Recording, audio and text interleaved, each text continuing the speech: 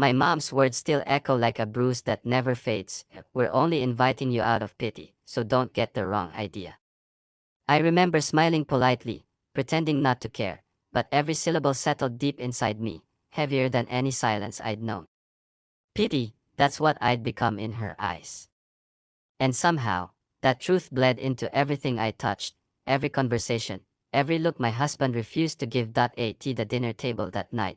Laughter spilled from everyone else's mouths like champagne, and I sat there, tasting the bitterness of being tolerated. Mark was next to me, though he might as well have been miles away. He scrolled through his phone, laughing at something unseen, while I filled his glass and refilled my silence. When my mother asked if I was working again, Mark answered for me, "She's trying to." I felt my throat tighten. Trying? As if I hadn't already been trying to keep our lives stitched together with every small gesture. He never noticed. And then Sophia arrived. I hadn't seen her in months. She looked the same, elegant, effortless, glowing with that quiet kind of confidence that always used to make me feel less. My mother rushed to greet her, embracing her as if she were the daughter she actually wanted. I sat still, smiling in fragments, waiting for the awkward reintroduction. Sophia didn't even glance at me before asking Mark about work. His face lit up in a way it hadn't for me in years. Their conversation slid across the table like a private current, words I couldn't hear but could feel all the same. Every glance they exchanged felt pre-rehearsed. That I tried to convince myself it was nothing, that I was imagining it, but deep down I knew. There was something in the way she leaned forward, the way his eyes softened. They shared a language that didn't need words. I looked at the silverware, at the reflection of two people smiling beside me, and saw myself fading from the picture. The dinner dragged on. My mother's voice filled the air with nostalgia about childhood memories that had long stopped meaning anything. Every so often, she'd throw in a remark that landed like a dart. "Sophia's always been like family. Such a blessing to have her around." Mark nodded. I didn't. My hands stayed folded under the table, nails pressing into skin just to feel something that I remembered when dinners used to be different. Mark would rest his hand lightly on my knee under the table, his small, wordless assurance that we were in it together. Now there was only the faint clink of plates and the hollow distance between us. It was strange how someone could sit inches away and still feel unreachable. A glass cracked near the end of the meal, someone's careless grip, maybe mine. The sound was sharp, thin, and final. Everyone laughed it off, but I watched the spidering lines run through the glass and thought how perfectly it mirrored me, whole enough to use, broken enough to leak. Sophia reached across the table to hand Mark a napkin, her fingers brushing his hand. That tiny, almost innocent touch made my breath catch. It wasn't the act itself, it was the ease. The comfort. The casualness of something that should have meant nothing but clearly didn't. My heart beat slower, heavier, every pulse a reminder of what I'd already lost but hadn't admitted. When we finally stood to leave, my mother leaned toward me and whispered, too softly for anyone else to hear, "At least Sophia still makes him smile." I froze. Not because of what she said, but because she said it with pity. That same tone that started the night. That same pity that wrapped around me like a shroud. On the drive home, Mark hummed along to the radio, the kind of meaningless noise that fills spaces when you don't want to talk. I stared out the window, watching the streetlights smear into long yellow streaks. Every passing light flickered against the glass like reminders of all the times I'd ignored what was obvious. He didn't reach for my hand. I didn't offer it. We were two people sharing a car, a life, and nothing else. When we reached home, he went straight inside without waiting. I lingered by the door, the night air cold against my skin, the silence heavier than before. For a moment, I imagined turning back, walking away, not as punishment, but as escape. But I didn't. Not yet. Inside, the clock ticked too loudly. The house felt hollow, every object holding a ghost of what used to be. I sat on the edge of the bed, removing my earrings one by one, thinking about how strange it was that betrayal doesn't announce itself. It arrives quietly, disguised as laughter at a dinner table, a brush of hands, a mother's careless sentence. I lay back, staring at the ceiling, and replayed the evening. The smiles. The glass. The words. the silence. It all came together like a pattern I should have seen long ago. My mother's voice echoed again, pity. And I understood. That's what everyone felt for me now. Even Mark, in his absence, pitied the woman he'd already left in everything but name. My last thought before sleep wasn't of anger or heartbreak, it was of clarity. A still, quiet understanding that something inside me had finally cracked too. But unlike that glass, I wasn't going to stay on the table waiting to be thrown away. Not anymore. The next morning began with the same careful rhythm, yet something in me was shifting. I moved through the house with practiced ease, but my thoughts kept circling back to the quiet space between Arman and me. I wanted to believe the silence would mend itself, that we only needed rest, but the emptiness pressed heavier each day. At work, Zoya handed me a coffee with a knowing smile. She asked if I had been sleeping, and I shrugged, offering a safe half-truth. During lunch she mentioned her brother Omar, who had just started helping with a project in our department. Later, when I met him briefly, he greeted me with warmth that felt effortless. His questions were simple, about my work, my ideas, and yet I felt oddly visible, as though someone had turned on a light I hadn't realized was dim. Over the following week, our paths crossed often. Sometimes Omar sent short messages about tasks, but they grew into little exchanges about books and music. I told myself they were harmless, only words filling an otherwise dull afternoon. Still, I caught myself checking my phone with an eagerness I couldn't explain. Each notification steadied something inside me, a reminder that I could still spark curiosity in another person. Evenings at home became quieter. Arman, tired from meetings, collapsed into the couch while I hovered near, unsure how to breach the calm that felt too brittle to disturb. I wanted to tell him about the small things that had brightened my day, but his focus stayed on the screen or drifting thoughts. I reminded myself that marriage required patience, yet a restless pulse in me kept whispering that I was fading behind his gaze. One night, after Sami fell asleep, I lingered over an unanswered message from Omar. He had asked about a poem I once mentioned, wanting to know why it mattered to me. The question was ordinary, but it carried a gentleness that made me pause. I typed a reply, then erased it, then wrote again, choosing words carefully, aware that a line was close though I couldn't quite name it. The next day, I caught my reflection in a shop window, phone in hand, smiling at a text. For a moment I didn't recognize the expression, lighter, almost shy. The realization unsettled me. I wasn't searching for romance, yet attention had become its own quiet pull, something I didn't want to admit even to myself. That evening, I sat beside Arman at dinner, listening to him describe a colleague's promotion. I nodded at the right places, but my thoughts wandered. I wanted him to ask about me, to notice the small shadows beneath my eyes or the way I hesitated before speaking. He didn't. I felt an ache that wasn't anger, more like an old bruise touched again. Later, in the solitude of our bedroom, I scrolled through Omar's latest message. He had sent a photo of a sunrise from his commute, writing that it reminded him of a conversation we'd had about beginnings. It was innocent, yet the intimacy of sharing something meant only for me stirred conflicting emotions. I set the phone aside, heart unsettled, unsure whether to answer or retreat. Sleep came slowly. I lay there measuring the weight of loyalty, wondering how fragile a marriage could become without a single argument or betrayal. Perhaps it wasn't one grand choice but a series of tiny hesitations, glances, and omissions that shaped distance. I thought of Sammy's laughter, of the home we had built, of the man sleeping a few inches away. I knew I didn't want to lose any of it.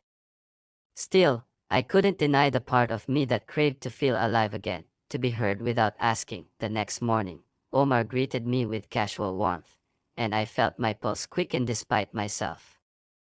I told him about a book Sammy loved, steering the conversation toward safe ground, yet the undercurrent remained. On the way home I resolved to draw a clear boundary, to protect what truly mattered.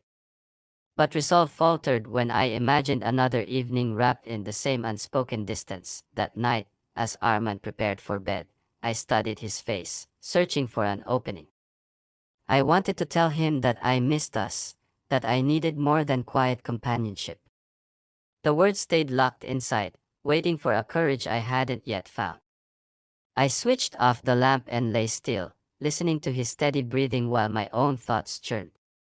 A part of me longed to reach across the gap and anchor myself to him again. Another part hovered at the edge of temptation, unsure how to step back without leaving pieces of myself behind.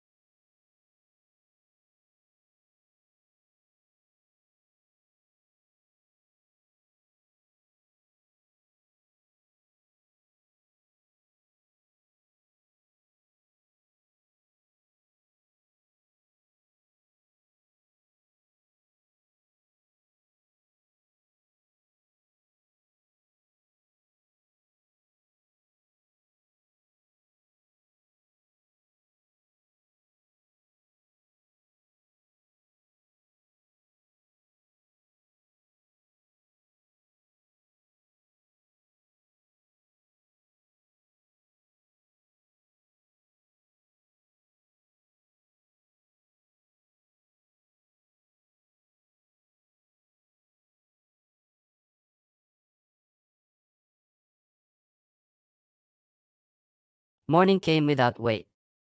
The house was silent, but not the kind of silence that suffocates. This one felt deliberate, like something had ended quietly in the night and I was the only one who noticed. Mark's side of the bed was empty, the sheets cold. I sat up and stared at the space he'd left behind, realizing it didn't ache anymore. The absence was a relief. I made coffee, poured one cup instead of two, and didn't feel guilt for it. The smallest changes felt like small freedoms that he had a meeting that morning, or so he said, but the truth no longer mattered. I no longer searched for lies. I'd stopped counting the ways he betrayed me. Counting only kept me trapped in the arithmetic of heartbreak. I wanted silence now, not the silence of avoidance, but the silence that comes when you stop caring who lives or why.by noon, the inevitable arrived. A message from an unknown number. I opened it, and there it was, a picture of Mark and Sophia together, blurry but undeniable. Her hand on his chest, his face too familiar in the reflection of a cafe window. I stared at it for a long time, not angry, not surprised. Just still. The kind of still that comes when every question has already been answered.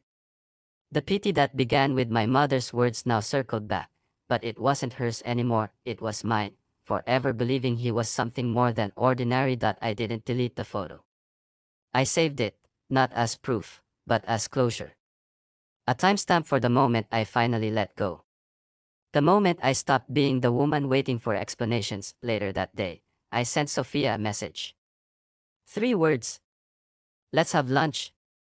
She replied almost instantly, too eagerly. We met at a small restaurant near my office. Her perfume arrived before she did, that same sickly sweet scent that had followed me home so many nights. She smiled, practiced and hollow, pretending not to sense the tension. I let her talk first. She mentioned Mark casually, as if he were a mutual acquaintance instead of the fracture between us. I let her talk until her words started looping, meaningless. Then I said one thing, just one. You can have him. I'm done starving for love. Her smile faltered. She tried to speak, but I'd already stood. I left my half-finished drink on the table, the straw bent, the ice melting quietly. As I walked out, I realized that was the sound of my freedom, melting, dripping, fading, but finally moving, driving home, the sky looked different. Not brighter, not hopeful, just honest. I thought of everything that had brought me here, the dinners, the silence, the pity, the phone that lit up in the dark. All of it had led me to this moment of nothingness. But in that nothingness, there was peace. There was space to breathe. When I got home, I didn't wait for him. I didn't plan a speech or a confrontation. Words couldn't fix what had been broken by years of being unseen. I packed quietly, clothes, a few books, my mother's photograph from when she was still soft, before she learned to weaponize pity. I left the rest. That I placed my wedding ring on the table, right beside the vase with the flowers he'd given me days before. They were already dying. Their petals had curled inward, brittle and brown. It was fitting. I stood there for a long moment, not mourning, not remembering, just absorbing the silence that finally belonged to me. Before leaving, I looked around the house one last time. Every corner held echoes of laughter, of arguments, of love that used to live here. But those echoes didn't reach me anymore. They were someone else's memories now, belonging to a version of me that no longer existed. That I stepped outside. The air felt different, sharper, cleaner. I didn't look back.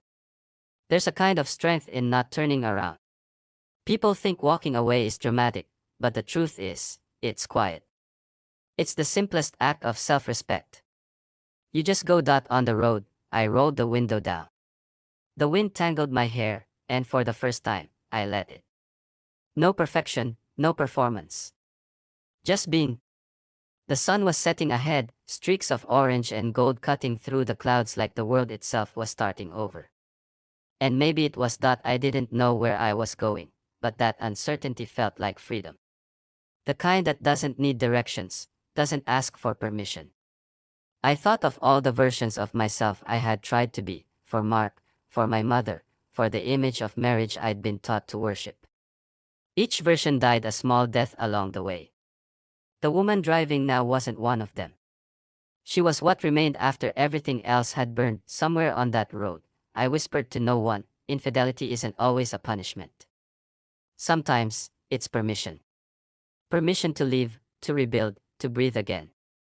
To exist without apology. When the night finally fell, the world outside was quiet. No messages, no calls, no explanations. Just me and the sound of tires on asphalt, steady, sure, endless. I didn't cry. I didn't smile. I just existed, fully, painfully alive. I knew Mark would wake up eventually, find the house half empty, the ring on the table, the silence I'd left behind. Maybe he'd feel the emptiness I had carried for years. Maybe he'd realize what it means to be invisible. Or maybe he wouldn't. Either way, it wasn't my burden anymore. As the miles passed, I thought of my mother's words again, the ones that started it all. We're only inviting you out of pity. I repeated them under my breath, but this time, I laughed. Not bitterly, but cleanly. Because pity had finally turned into something else, power. The power to walk away, to not need to be chosen, to stop asking for love that costs your dignity. The world ahead was wide, unpromised, and imperfect. But for the first time, it was mine. The first night alone didn't feel empty. It felt clean. The kind of silence that doesn't ache, the kind that breathes. The road had led me far enough that city lights were only a faint glow behind me. I rented a small room in a town that smelled of rain and distant fires. The air here was softer. I unpacked nothing. I just placed my phone face down on the table and watched the stillness settle. For the first time, no one was waiting for me, and I wasn't waiting for anyone. That absence, once unbearable, now felt sacred. And the days that followed, I lived simply. Coffee that I made only for myself. Walks with no destination. I didn't check Mark's messages or social media. I knew he'd called, maybe even sent apologies dressed as explanations. But I had no desire to read them. What could he possibly say that would rewrite the years of quiet cruelty? Words can't unbreak what indifference already shattered. I deleted his number without ceremony. It felt less like erasure and more like cleansing. The world moved slower here. I began noticing things again, the sound of shoes on wet pavement, the way morning light rested on window glass, the quiet rhythm of my own breath. I started writing in a notebook I found in the room's drawer. At first, just scattered sentences. I am not pity. I am not silence. I am not waiting. Then full paragraphs, small confessions of everything I'd never said out loud. The pages filled quickly, not with sadness but clarity. It was strange how honesty can feel like warmth when you've spent years in cold politeness. Sometimes I'd see couples walking together, their hands brushing, their laughter spilling into the air. It didn't sting the way I thought it would. Love wasn't the enemy, the wrong kind of love was. The kind that demanded shrinking, pretending, staying silent to keep the peace. I had lived in that peace too long. It was nothing but well-decorated emptiness. Now, the quiet I carried was mine, not something imposed by someone else's indifference. That a week passed before I spoke to anyone. The owner of a small bookstore asked if I was new in town. I nodded, told her I was just passing through. She smiled, said that sometimes passing through is the best way to start over. I bought a second-hand novel and spent the entire afternoon reading it in the corner of a cafe. No one looked at me. No one needed anything from me. That anonymity was freedom disguised as loneliness, and I welcomed it. At night, I thought of the house I'd left behind. I imagined Mark walking into the kitchen, finding the ring on the table, maybe holding it between his fingers like a question he didn't know how to answer. I wondered if he felt regret, or just inconvenience. Maybe he'd tell Sophia I'd lost my mind, that I'd overreacted. Men like him always needed a narrative where they remained the victim. But for once, his version didn't matter. I had stopped existing in the story he told himself. That was my quiet victory point. One evening, I walked down to the river near the motel. The water moved slowly, its surface reflecting the fading light. I took the folded photograph of my mother from my bag. Her younger self stared back, unhardened, almost kind. I whispered that I forgave her, not because she asked for it, but because carrying her bitterness any longer would only make it mine. I let the wind take the photo from my hand. It fluttered once, then vanished into the dusk. For a moment, I felt lighter than air. The days blurred softly after that. I started drawing again, something I hadn't done in years. Lines became shapes, shapes became faces without detail, faceless, just like the way I remembered people now. Each drawing was a fragment of something I'd buried. By the end of the week, the notebook was full. I didn't plan to keep it. It wasn't for remembering, it was for release. Point. One morning, I woke before sunrise. The town was quiet, the streets empty.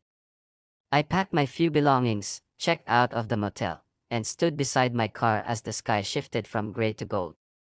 I didn't know where to go next, but I didn't need to. Not knowing was freedom too. The road stretched ahead like an unfinished sentence. I smiled at that thought, how beautiful uncertainty could be when it no longer scared you. Before leaving, I looked at my reflection in the car window. My face was calm, unfamiliar, alive. I whispered softly, I forgive you. It wasn't to Mark or my mother. It was to the version of myself that had stayed too long, hoping to be chosen, clinging to a love that had already left.